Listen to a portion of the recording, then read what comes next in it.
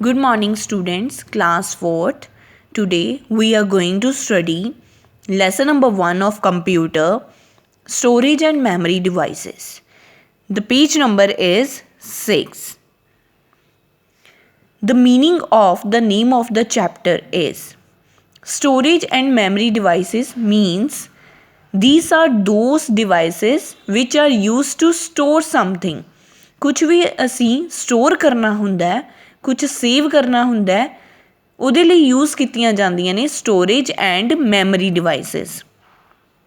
ਦੋਨਾਂ ਦੀ ਹੀ storage and memory devices the similarity ਇਹ ਹੁੰਦੀ ਹੈ ਕਿ ਦੋਨਾਂ ਨੂੰ ਯੂਜ਼ ਕੀਤਾ ਜਾਂਦਾ ਹੈ ਡੇਟਾ ਐਂਡ ਇਨਫੋਰਮੇਸ਼ਨ ਨੂੰ ਸਟੋਰ ਕਰਨ ਲਈ, ਬਟ ਇਹਨਾਂ ਦਾ ਡਿਫਰੈਂਸ ਇਹ ਹੁੰਦਾ ਕਿ ਸਟੋਰੇਜ ਡਿਵਾਈਸਿਸ ਦੇ ਵਿੱਚ ਜਿਹੜਾ ਡੇਟਾ ਅਤੇ ਇਨਫੋਰਮੇਸ਼ਨ ਹੈ ਉਹ ਲੌਂਗ ਪੀਰੀਅਡ ਆਫ ਟਾਈਮ ਦੇ ਲਈ ਸਟੋਰ ਕੀਤਾ ਜਾ ਸਕਦਾ ਹੈ ਅਤੇ ਮੈਮਰੀ ਡਿਵਾਈਸਿਸ ਦੇ ਵਿੱਚ ਸ਼ਾਰਟ ਟਾਈਮ ਪੀਰੀਅਡ ਦੇ ਲਈ ਹੀ ਡੇਟਾ ਅਤੇ ਇਨਫੋਰਮੇਸ਼ਨ ਸਟੋਰ ਕੀਤੀ ਜਾਂਦੀ ਹੈ। First of all let me tell you that what is data and information. Data ਅਤੇ ਇਨਫੋਰਮੇਸ਼ਨ ਸਮਝਾਉਣ ਦੇ ਲਈ ਮੈਂ ਤੁਹਾਨੂੰ ਇੱਕ ਐਗਜ਼ਾਮਪਲ ਸਮਝਾਉਂਦੀ ਹਾਂ। ਸੁਪੋਜ਼ ਤੁਸੀਂ ਮਾਰਕੀਟ ਜਾਂਦੇ ਹੋ, ਮਾਰਕੀਟ ਜਾ ਕੇ ਇੱਕ ਸ਼ੌਪ ਤੋਂ ਤੁਸੀਂ ਕੱਪੜਾ ਖਰੀਦਦੇ ਹੋ। ਹੁਣ ਉਸ ਕੱਪੜੇ ਨੂੰ ਜਿੰਨੀ ਦੇਰ ਤੱਕ ਤੁਸੀਂ ਡਰੈਸ ਦੇ ਵਿੱਚ ਚੇਂਜ ਨਹੀਂ ਕੀਤਾ, ਮੀਨਸ ਉਸ ਕੱਪੜੇ ਦੀ ਜਿੰਨੀ ਦੇਰ ਤੱਕ ਕੋਈ ਡਰੈਸ ਨਹੀਂ ਬਣਵਾਈ ਉਨੀ ਦੇਰ ਤੱਕ ਉਹ ਜਿਹੜਾ ਕਲੋਥ ਹੈ ਉਹ ਡੇਟਾ ਹੈ। ਅਤੇ ਜਦੋਂ ਉਸ ਕੱਪੜੇ ਦੀ ਡਰੈਸ ਰੈਡੀ ਹੋ ਜਾਏਗੀ ਬਣ ਕੇ, ਉਹ ਜਿਹੜੀ ਡਰੈਸ ਹੈ ਹੁਣ ਉਹ ਇਨਫੋਰਮੇਸ਼ਨ ਦੇ ਵਿੱਚ ਫੋਰਮ ਹੋ ਜਾਏਗੀ। ਇਸੀ ਤਰ੍ਹਾਂ ਕੰਪਿਊਟਰਸ ਦੇ ਵਿੱਚ suppose in computer you have entered some numbers with the help of keyboard in computer, ठीक है। suppose 24 you have written 25, ਤੁਸੀਂ ਸਿੰਪਲੀ ਕੁਛ ਨੰਬਰਸ ਐਡ ਕੀਤੇ ਨੇ ਕੰਪਿਊਟਰ ਦੇ ਵਿੱਚ। ਜਿੰਨੀ ਦੇਰ ਤੱਕ ਪ੍ਰੋਪਰ ਨੌਲੇਜ ਨਹੀਂ ਹੈ, ਇਨਫੋਰਮੇਸ਼ਨ ਨਹੀਂ ਹੈ ਕਿ ਇਹ ਨੰਬਰਸ ਕੀ ਗਏ ਨੇ, these will be considered as data, ਠੀਕ ਹੈ। ਜਦੋਂ ਇਹ ਕਹਿ ਦਿੱਤਾ ਜਾਏਗਾ ਕਿ 24 ਮਾਰਕਸ ਆਏ ਨੇ ਇਸ ਸਟੂਡੈਂਟ ਦੇ ਇਸ ਸਬਜੈਕਟ ਦੇ ਵਿੱਚੋਂ ਅਤੇ 25 ਇੰਨੇ ਮਾਰਕਸ ਆਏ ਨੇ ਇਸ ਸਟੂਡੈਂਟ ਦੇ ਇਸ ਸਬਜੈਕਟ ਵਿੱਚੋਂ, then it would be considered as information. So it was data and information, ਠੀਕ ਹੈ। Next topic is data storage units. ਹੁਣ ਕੰਪਿਊਟਰ ਦੇ ਵਿੱਚ ਕੰਪਿਊਟਰ ਨੂੰ ਸਿਰਫ ਇੱਕ ਹੀ ਲੈਂਗੁਏਜ ਸਮਝ ਆਉਂਦੀ ਹੈ ਔਰ ਉਹ ਹੁੰਦੀ ਹੈ ਮਸ਼ੀਨ ਲੈਂਗੁਏਜ। ਜਿਵੇਂ ਹਿਊਮਨ ਬੀਇੰਗਸ ਅਸੀਂ we can understand English language, we can understand Punjabi, we can understand Hindi and many more languages, but computer can understand just only one language, and the name of that language is machine code, which is also known as binary language। ਹੁਣ ਇਹ ਜਿਹੜੀ language ਹੁੰਦੀ ਹੈ ਇਹਦੇ ਵਿੱਚ ਸਿਰਫ 2 ਹੀ digits ਹੁੰਦੇ ਨੇ ਵਿਚ ਆਰ 0 ਐਂਡ 1, ਜਿਨ੍ਹਾਂ ਨੂੰ ਬਾਈਨਰੀ ਡਿਜਿਟਸ ਬੋਲਿਆ ਜਾਂਦਾ ਅਤੇ ਬਿਟਸ ਵੀ ਬੋਲਿਆ ਜਾਂਦਾ। 0 ਜਿਹੜੀ ਹੈ ਉਹ ਰੀਪ੍ਰਜੈਂਟ ਕਰਦੀ ਹੈ ਆਫ ਸਟੇਟ ਨੂੰ, 1 ਰੀਪ੍ਰਜੈਂਟ ਕਰਦੀ ਹੈ ਔਨ ਸਟੇਟ ਨੂੰ, ਠੀਕ ਹੈ। ਨੈਕਸਟ ਹੈ ਮੈਮਰੀ ਸਾਈਜ਼। ਮੈਮਰੀ ਸਾਈਜ਼ ਕੀ ਹੁੰਦਾ ਕਿ ਜਿਵੇਂ 0 ਅਤੇ 1 ਸਿੰਗਲ 2 ਬਿਟਸ ਨੇ, ਇਸੇ ਤਰ੍ਹਾਂ 8 ਬਿਟਸ ਨੂੰ 1 ਬਾਈਟ ਬੋਲਿਆ ਜਾਂਦਾ, ਠੀਕ ਹੈ। 1024 ਬਾਈਟਸ ਨੂੰ 1 ਕਿਲੋ ਬਾਈਟ ਬੋਲਿਆ ਜਾਂਦਾ। ਇਸੀ ਤਰ੍ਹਾਂ 1024 ਕਿਲੋ ਬਾਈਟਸ ਨੂੰ 1 ਮੈਗਾਬਾਈਟ ਬੋਲਿਆ ਜਾਂਦਾ। ਤੁਸੀਂ ਅਕਸਰ ਹੀ ਸੁਣਿਆ ਹੋਣਾ ਰੀਅਲ ਲਾਈਫ ਦੇ ਵਿੱਚ ਕਿ 1 GB ਡਾਟਾ ਪੈਕ ਜਾਂ ਫਿਰ 1.5 GB ਡਾਟਾ ਪੈਕ ਤੁਸੀਂ ਪਵਾਇਆ ਆਪਣੇ ਫੋਨ ਦੇ ਵਿੱਚ, ਠੀਕ ਹੈ। ਇਟ ਮੀਨਸ ਹੁਣ ਇਹ GB ਕੀ ਹੈ ਸਾਡੇ ਕੋਲ, ਇਹ ਸਾਈਜ਼ ਹੈ ਮੈਮਰੀ ਦਾ, ਠੀਕ ਹੈ। ਇਸੇ ਤਰ੍ਹਾਂ ਬਾਕੀ ਸਾਡੇ ਕੋਲ ਸਾਈਜ਼ਸ ਗਿਵਨ ਨੇ। ਨੈਕਸਟ ਹੈ ਟਾਈਪਸ ਆਫ ਮੈਮਰੀਜ਼। ਮੈਮਰੀ ਹੁਣ 2 ਤਰ੍ਹਾਂ ਦੀ ਹੁੰਦੀ ਹੈ, ਇੱਕ ਹੁੰਦੀ ਹੈ ਇੰਟਰਨਲ, ਇੱਕ ਹੁੰਦੀ ਹੈ ਐਕਸਟਰਨਲ। ਇੰਟਰਨਲ ਨੂੰ ਪ੍ਰਾਇਮਰੀ ਮੈਮਰੀ ਵੀ ਬੋਲਦੇ ਹਾਂ ਅਤੇ ਐਕਸਟਰਨਲ ਨੂੰ ਸੈਕੰਡਰੀ ਮੈਮਰੀ ਵੀ ਬੋਲਦੇ ਹਾਂ। ਦੇਖੋ ਹੁਣ ਜਿਹੜੀ ਪ੍ਰਾਇਮਰੀ ਮੈਮਰੀ ਹੈ ਉਹਦੇ ਵਿੱਚ ਆ ਜਾਂਦੀ ਹੈ ਇੱਕ ਰੈਮ ਅਤੇ ਰੋਮ, ਠੀਕ ਹੈ। ਐਕਸਟਰਨਲ ਦੇ ਵਿੱਚ ਕਿਹੜੀਆਂ ਆ ਜਾਂਦੀਆਂ ਨੇ memories, hard disk, CD, DVD, blu ray disk, flash drive ਜਿਹਨੂੰ ਪੈਨ ਡਰਾਈਵ ਵੀ ਬੋਲਦੇ ਆ, ਅਤੇ ਮੈਮਰੀ ਕਾਰਡ, ਠੀਕ ਹੈ। ਨੈਕਸਟ ਦੇਖੋ, ਨੈਕਸਟ ਹੈ ਇੰਟਰਨਲ ਮੈਮਰੀ। ਇੰਟਰਨਲ ਮੈਮਰੀ ਨੂੰ ਹੁਣ ਥੋੜ੍ਹਾ ਜਿਹਾ ਡਿਸਕਸ ਕਰਦੇ ਹਾਂ। ਰੈਮ ਸਭ ਤੋਂ ਪਹਿਲਾਂ, ਰੈਮ ਦੇ ਵਿੱਚ ਕੀ ਹੁੰਦਾ ਹੈ ਕਿ ਇਹਦੇ ਵਿੱਚ ਸਟੋਰ ਹੁੰਦੀ ਹੈ ਇਨਫੋਰਮੇਸ਼ਨ, ਠੀਕ ਹੈ।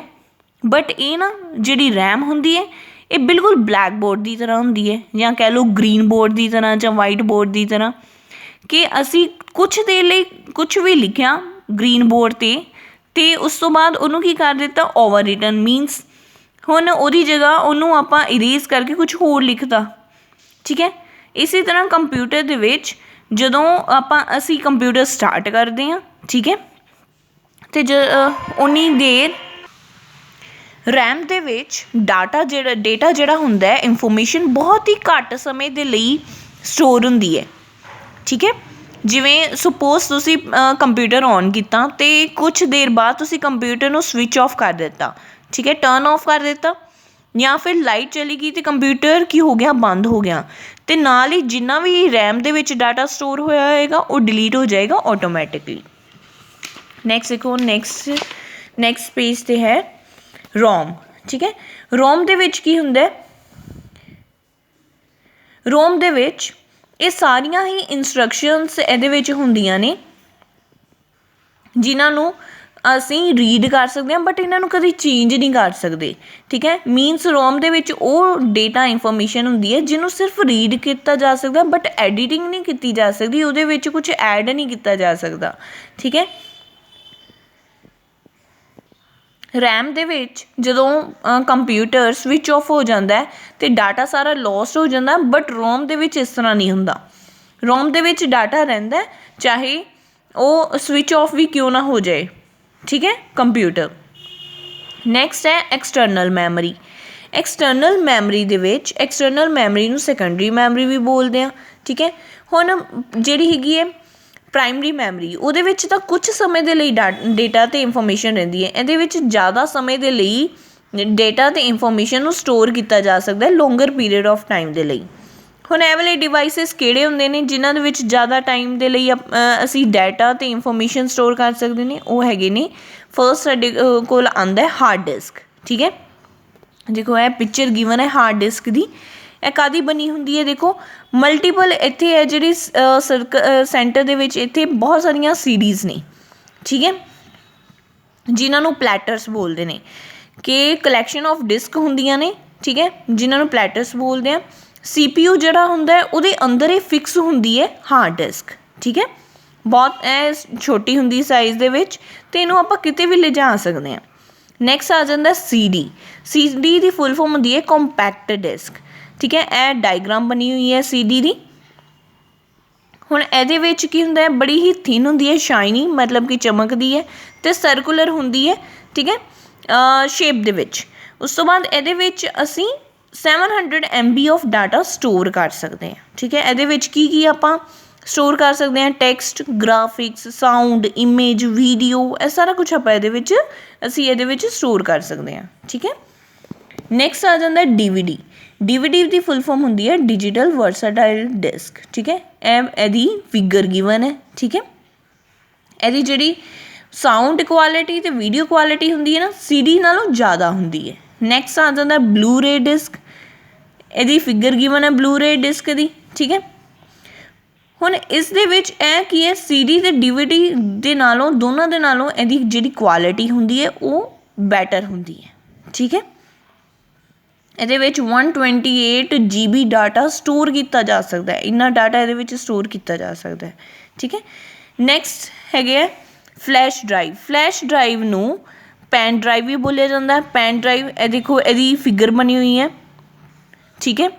ਬਹੁਤ ਹੀ ਛੋਟੀ ਹੁੰਦੀ ਹੈ, ਲਾਈਟ ਵੇਟ ਹੁੰਦੀ ਹੈ, ਅਤੇ ਰਿਮੂਵੇਬਲ ਡਰਾਈਵ ਹੁੰਦੀ ਹੈ, ਮਤਲਬ ਕੰਪਿਊਟਰ ਨਾਲ ਲਗਾ ਲਈਦੀ ਹੈ, ਠੀਕ ਹੈ, ਅਤੇ ਰਿਮੂਵ ਵੀ ਹੋ ਜਾਂਦੀ ਹੈ। ਉਸ ਤੋਂ ਬਾਅਦ ਲੈਪਟੋਪ ਨਾਲ ਵੀ ਲਗਾ ਕੇ ਰਿਮੂਵ ਵੀ ਹੋ ਜਾਂਦੀ ਹੈ, ਠੀਕ ਹੈ। ਇਹਦੇ ਹੈਲਪ ਦੇ ਨਾਲ ਅਸੀਂ ਕਾਪੀ ਕਰਦੇ ਹਾਂ ਡਾਟਾ ਇੱਕ ਕੰਪਿਊਟਰ ਤੋਂ ਦੂਜੇ ਕੰਪਿਊਟਰ ਦੇ ਵਿੱਚ, ਠੀਕ ਹੈ। ਮੈਮਰੀ ਕਾਰਡ ਨੈਕਸਟ ਹੁੰਦਾ ਮੈਮਰੀ ਕਾਰਡ। ਨੈਕਸਟ ਹੈਗਾ ਮੈਮਰੀ ਕਾਰਡ। ਮੈਮਰੀ ਕਾਰਡ ਜਿਹੜਾ ਉਹਦੇ ਵਿੱਚ ਵੀ ਡਾਟਾ ਸਟੋਰ ਹੁੰਦਾ, ਫੋਨਸ ਦੇ ਵਿੱਚ ਯੂਜ਼ ਹੁੰਦੇ ਨੇ, ਠੀਕ ਹੈ। ਇਹ ਦੇਖੋ ਨਾਲ ਕੀ ਹੈ, ਪਿਕਚਰ ਗਿਵਨ ਹੈ ਮੈਮਰੀ ਕਾਰਡ ਦੀ। ਇਹ ਕੀ ਹੈ, ਮੈਮਰੀ ਕਾਰਡ, ਠੀਕ ਹੈ। ਇਹ ਕਾਰਡ ਰੀਡਰ ਹੈ ਜਿਹਦੀ ਹੈਲਪ ਦੇ ਨਾਲ ਇਸ ਮੈਮਰੀ ਕਾਰਡ ਨੂੰ ਰੀਡ ਕੀਤਾ ਜਾਂਦਾ ਹੈ, ਠੀਕ ਹੈ। ਨਾਲ ਕੀ ਹੈ, ਇੱਕ ਵਾਇਰ ਹੈ ਜਿਹੜੀ ਕਿ ਫੋਨ ਦੇ ਨਾਲ ਕਨੈਕਟਡ ਹੈਗੀ ਹੈ। ਨੈਕਸਟ ਹੈਗਾ ਕੰਪਿਊਟਰ ਪੋਰਟਸ। ਕੰਪਿਊਟਰ ਪੋਰਟਸ ਦੇਖੋ ਜਿਵੇਂ CPU ਦੀ ਫਿਗਰ ਬਣੀ ਹੋਈ ਹੈ, ਡਾਇਗਰਾਮ ਬਣੀ ਹੋਈ ਹੈ। ਪੋਰਟਸ ਕੀ ਹੈ ਕਿ ਮਤਲਬ ਜਿੱਥੇ ਪਲੱਗਸ ਅਟੈਚ ਕੀਤੇ ਜਾਂਦੇ, ਜਿਵੇਂ ਮਾਊਸ ਦੀ ਵਾਇਰ ਹੈ ਅਤੇ ਉਹਦਾ ਪਲੱਗ ਇੱਥੇ ਅਟੈਚ ਕੀਤਾ, ਠੀਕ ਹੈ, ਮਾਊਸ ਪੋਰਟ 'ਤੇ, ਕੀਬੋਰਡ ਪੋਰਟ 'ਤੇ ਅਟੈਚ ਕੀਤੇ, USB ਮੀਨਸ ਪੈਨ ਡਰਾਈਵ ਲਗਾਈ CPU ਨੂੰ, ਠੀਕ ਹੈ। ਇਹ ਪੋਰਟਸ ਹੁੰਦੀਆਂ ਜਿੱਥੇ ਕੀ ਆ ਵਾਇਰਸ ਕਨੈਕਟ ਹੁੰਦੀਆਂ ਬਾਕੀ ਡਿਵਾਈਸਿਸ ਦੀਆਂ, ਠੀਕ ਹੈ, ਉਹਨਾਂ ਨੂੰ ਕੰਪਿਊਟਰ ਪੋਰਟਸ ਬੋਲਿਆ ਜਾਂਦਾ। So students class 4th, it was the explanation of your first chapter, storage and memory devices. So students, read this chapter and understand all the things. This is your homework. Thank you.